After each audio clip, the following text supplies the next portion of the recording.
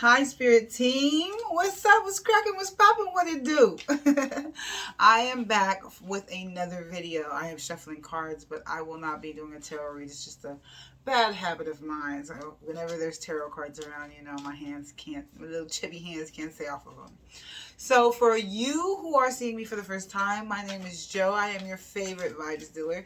How would I know this? Because who's vibing like me? Okay, who's got it like me?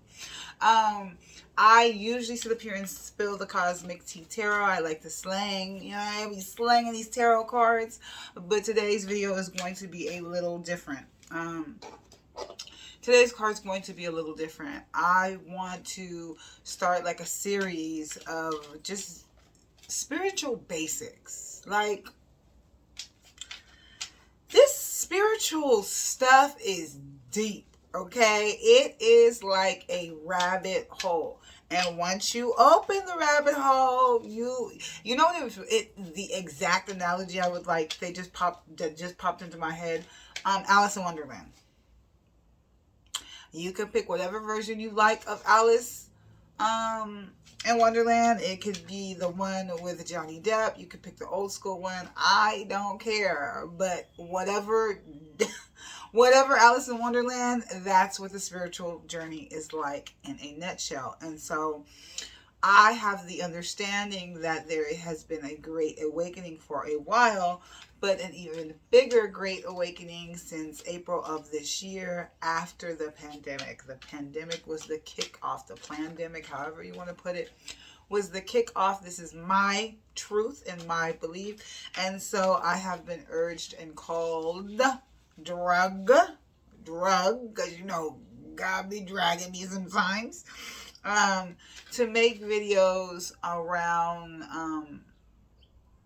how to help the new people that are waking up into this spiritual journey. I know that for us old heads, that love this shadow work and spiritual work, for us, it doesn't have an essence of fear. And so that's my understanding, is that for people who are new and their soul is new at the spiritual journey and haven't been doing it long, it can be kind of scary. There can be some fear around it. And I realized that from talking to several people, but the very first person to bring it to my attention was my 15-year-old son. Okay. And so from there, I've decided that I would like to help the newbies, because I know this can be scary, from my understanding that this can be kind of scary, and you got to be scared. I'll be your preschool spirituals teacher, okay? And I'll break it down the best that I can. I'm gonna break it down. If what I say resonates, it's for you. If it doesn't, then it's not for you. And don't worry, chocolate chip. Don't trip, chocolate chip. There ain't no skin off my back. You don't lose nothing. I don't lose nothing. And there we have it. So let's get into mainly two. If we gonna start the spiritual basics off, the spiritual preschool classroom basics off, I would give 2 words of what I consider basic advice. And my basic advice would be this: use your discernment and trust your intuition.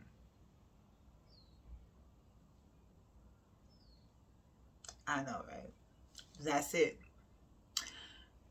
Use your discernment and trust your intuition. Now, that seems like it's very simple, but let me break it down. Let me break it all the way down. Okay?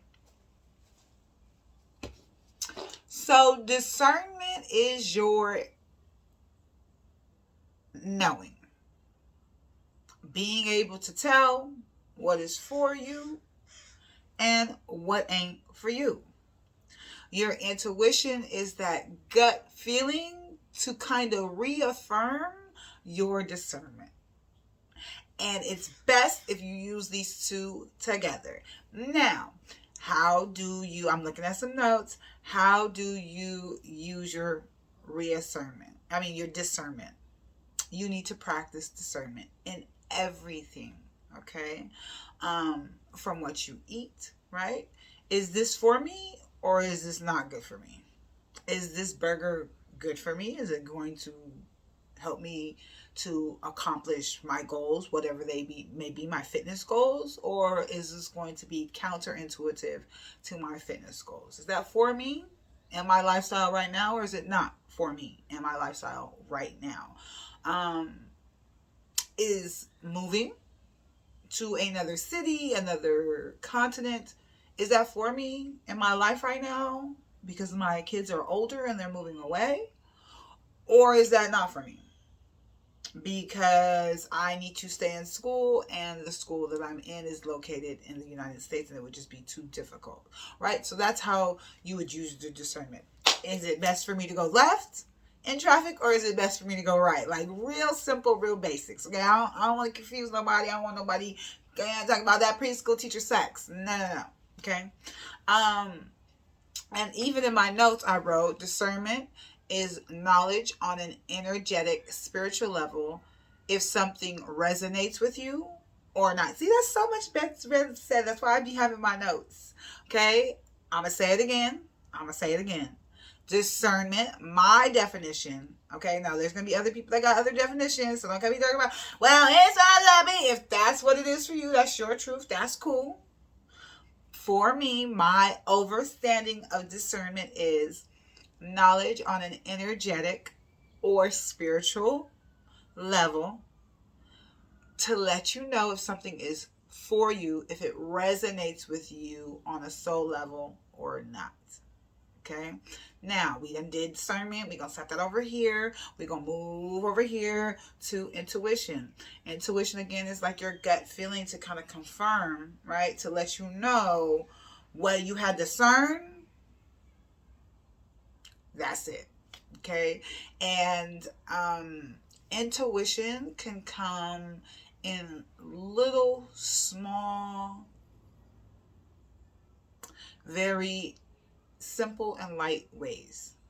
Okay, intuition can show up as numbers, 444, 22, 1111, right?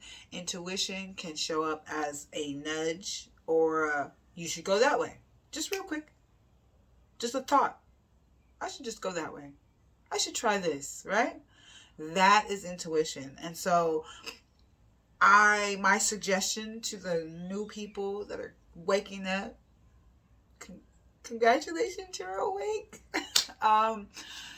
Use and practice your discernment and combine that with intuition, and that is a great place to start. Okay, again, practice discernment by really sitting and knowing what's for you and what resonates with your soul and what's not for you. Same with your intuition.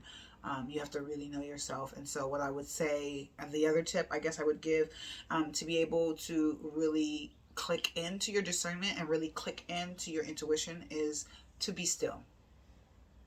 Right? That's kind of the whole purpose of meditation, is to be still. But you can be still in different ways. You can be still just by laying there and listening to music. You can be still by meditation. You can be still by doing yoga. You can be still by reading a book. But the idea is to get your mind to be still, so that way you can pick up on life's intuitions like butterflies and rainbows and ladybugs and 444s and, little quick thoughts, because Spirit gives them to us all the time. That's the funny thing. Spirit gives us intuitive hits. They give us signs and signal all the time. They do not stop, okay? Sometimes they be so busy, they will wake you up at 2, 3 o'clock, 4 o'clock. Is that anybody? Because that will happen to you, okay? Spirit they don't believe in time. And so they will wake you up at any time to give you these messages. And the funny thing is, like, they're always giving them to us. We're just not always paying attention. So that's the goal of being still, being present, being grounded. So that way, when you get these intuitive hits, when you get these hits of discernment, you're able to understand if they're discernment, if they're fear, if they're yours, if they're not, things like that. Yeah. Okay. I'm going to leave that there because I think we get it. If we don't get it, let me know you don't get it, and we can talk about it more. We can chop it up. I'm always open to discussion. All right, you guys, I will see you back for your next Cosmic Refill. I hope you enjoy this. This was the first video of the preschool spiritual series. That's probably what I'm going to call it. The preschool spiritual series. And I hope you liked it. Let me get to making more. Yeah. Until then, take care of yourself. Why? Because self-love will save you every time. Not some of the time, not a quarter of the time, not 25% of the time. Baby, I got money on the books that says it's going to save you every time. Who want to bet me? Who? No? That's what I thought. All right, you guys, I will see you back for your next refill of Joe. Until then, take care of yourself and take care of others, because we're all in this together.